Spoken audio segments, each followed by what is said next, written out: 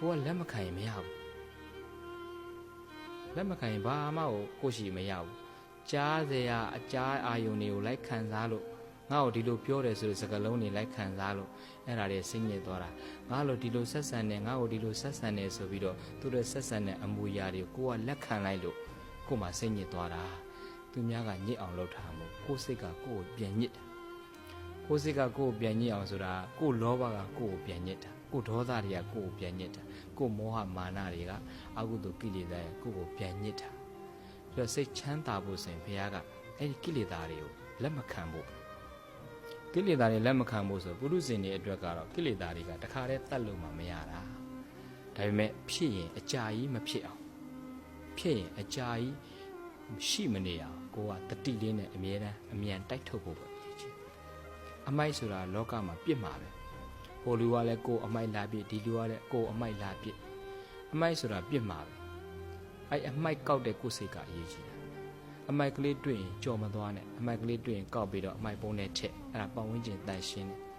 ကိုယ်စိတ်ဓာတ်လေးကဒါပြင်တတ်မယ်ဆိုရင်အမိုက်ကောက်ရင်းနဲ့ကုသိုလ်စိတ်တွေဖြစ်နေ။အိုးအမိုက်ကလေးကောက်ပြီးတော့ထည့်လိုက်တာကုသိုလ်စိတ်။တချို့ကျတော့အမိုက်လဲကောက်သေးတယ်။ဒီအမိုက်ကိုဘယ်သူတွေပြစ်ထားလဲဘာလို့လိုက်ပြစ်ထားလဲဆိုပြီးတော့အမိုက်ပြစ်တဲ့သူကိုလိုက်ကြည့်တဲ့အတွက်ကြောင့်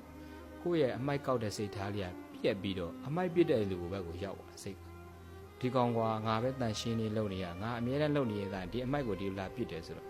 ကိုကောက်ပြီးပြစ်လိုက်တဲ့ကုသိုလ်စိတ်ကလေးကဟိုဘက်မှာအကုသိုလ်သွားဖြစ်တယ်ကအမိုက်လဲကိုပဲကောက်ရသေးတယ်ရတာတော့အကုသိုလ်ရ။အမိုက်ပြစ်တဲ့သူကိုမကြည့်ရဘူးအမိုက်ကောက်တဲ့ကိုယ်စိတ်ထားအရေးကြီးတာ။အော်တန်ရှင်းသွားပါစေဆိုစိတ်ကလေးနဲ့အမိုက်ပုံးနဲ့ထိတ်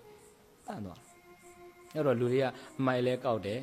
ပတ်ဝန်းကျင်လူတွေကိုလည်းလိုက်ပြီးတော့ဒီကောင်တွေကအမိုက်တွေရှုပ်တယ်ဆိုရင်လိုက်ပြီးတော့အပြစ်ယူတယ်ဆိုကိုလည်းပင်ပန်းတယ်အကုသိုလ်လည်းကုသိုလ်လည်းမရဘူး။အမိုက်ပြစ်တဲ့သူကိုမကြည့်ရဘူးအမိုက်ကောက်တဲ့ကိုယ်စိတ်ထားအရေးကြီးတယ်။အဲ့လိုပဲစိတ်ညစ်အောင်လုပ်တဲ့လူကိုမကြည့်ရဘူးစိတ်ညစ်အောင်လုပ်တဲ့လူကိုမကြည့်အောင်ကိုယ်စိတ်ထားလေးကအဓိကကိုယ်စိတ်လေးကိုမြင်အောင်ကြည့်လောကမှာရှိတဲ့လူတွေကိုစိတ်ညစ်အောင်လုပ်စေရအများကြီးပတ်ဝန်းကျင်နဲ့နေလို့ရှိရင်စိတ်ကညစ်ရမှာပဲပတ်ဝန်းကျင်နဲ့နေလို့ရှိရင်စိတ်ကပူပွန်ရမှာပဲပတ်ဝန်းကျင်နဲ့နေလို့ရှိရင်စိတ်တော့ကဖြစ်ရမှာပဲနော်စိတ်တွေမတန်ရှင်းအောင်ခဏခဏစိတ်ဒုက္ခတွေဖြစ်နေမှာပဲပတ်ဝန်းကျင်နဲ့နေတာ哦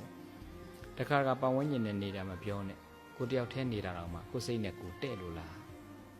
ကိုတယောက်တည်းနေတာတော့မှကိုယ်စိတ်နဲ့ကိုယ်မတည့်တာတွေအများကြီး